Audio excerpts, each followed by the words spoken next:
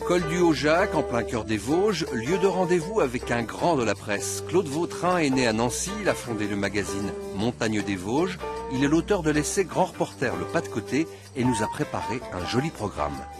Bonjour, je suis Claude Vautrin, journaliste et écrivain. Je vous emmène aujourd'hui à la rencontre de montagnards. Alors ils ont pour caractéristique d'être en mouvement et de dynamiser leur territoire. Il y a Daniel Petitgenet, Julien Rue qui est tailleur de pierre et bien d'autres choses. Il y a Patrick Collin de l'Auberge de la Chelotte avec tous ses projets. Et puis Olivier Huguenot, libraire à Saint-Dié-des-Vosges. C'est une petite partie des Vosges que j'aime, oui. Julien Rue. Daniel. Rendez-vous chez un monument, un obélix au cœur tendre. Le carrier. Je t'en prie. Tu te souviens le jour où tu m'avais filé tu m'as offert un maillet là. Oui. Je pouvais à peine le porter. Bah oui, mais là c'est pour le granit. Alors Daniel, c'est un créateur, c'est un sage. C'est quelqu'un que je respecte beaucoup parce qu'il est en communion avec son environnement, la nature. Et c'est des gens qu'on trouve sur toute la planète, mais il faut aller les chercher, quoi. Et on en a dans le massif des Vosges et ça, c'est génial. Ce que j'aime beaucoup chez lui, c'est qu'il sait transmettre, quoi. T'as eu combien d'apprentis? Alors j'ai eu 256 apprentis. Il va de soi que c'est le métier par lui-même, le métier, mais avec toujours lié avec une moralité, avec une façon de vivre, une philosophie de vivre, ce que vit un tailleur de pierre. Le compagnon sculpteur sera le sujet d'un prochain reportage de Claude dans le magazine Montagne des Vosges. Les deux hommes se connaissent depuis 30 ans.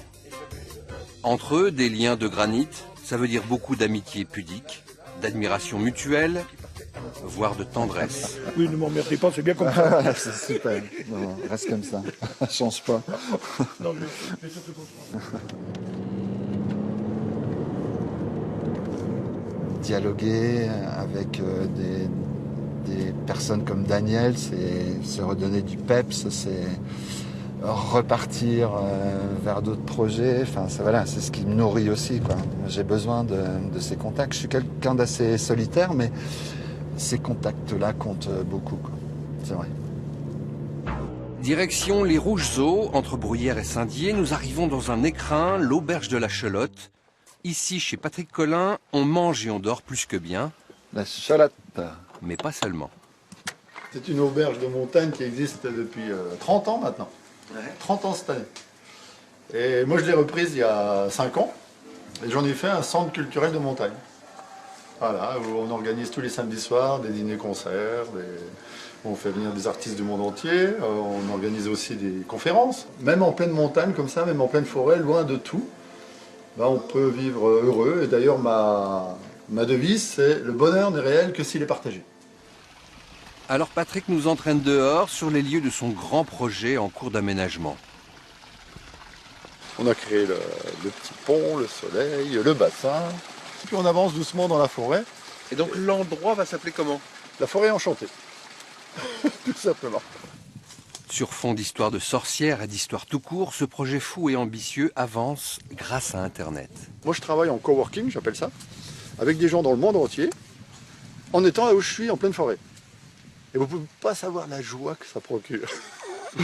De sentir que le monde est là avec vous. Pour relancer l'économie locale et les jolis rêves de Patrick. Allez, on souffle, pause, paysage. Lorsque tout à coup, non, en fait c'est tout le temps, Claude s'éprend de liberté. La liberté comme la tour de Saint-Dié et comme celle qui souffle dans cette librairie, le Neuf, où un autre ami de Claude, Olivier, nous attend. Très bien. Alors Olivier, c'est c'est le libraire préféré. Parce qu'indépendant, ça c'est vrai que c'est une caractéristique d'ici, et puis de l'amitié, et puis oui, c'est cette capacité relationnelle, organisationnelle aussi. Claude a cette particularité d'être un journaliste indépendant et d'avoir cette indépendance chevillée au corps, plus que tout. Et on ouvre le débat. Et on ouvre le débat sur toutes les grandes questions. Voilà, complètement. Et ces grandes questions d'actualité, de société, d'évolution de l'info, Claude les aborde dans son livre Grand reporter, le pas de côté. Oui, la guerre met des belles rencontres de sages au bout du monde qui valent tous les prix Nobel de la paix, quoi. Donc ça, c'est magique aussi. C'est un livre sur les événements, mais surtout sur les hommes qui les font. Et les femmes, bien sûr. Il y a des signes positifs, optimistes, ne serait-ce que la résurgence de valeurs. On voit bien qu'aujourd'hui, il y a un certain nombre de valeurs, notamment chez les jeunes, à travers le système collaboratif, etc., qui me plaisent bien, parce que ce sont des valeurs que je défends. C'est des valeurs républicaines, quelque part. Hein. C'est la liberté, c'est la confiance, c'est l'engagement. Donc voilà, tout ça, ça peut être que bon pour la société. En mutation, mais toujours en devenir.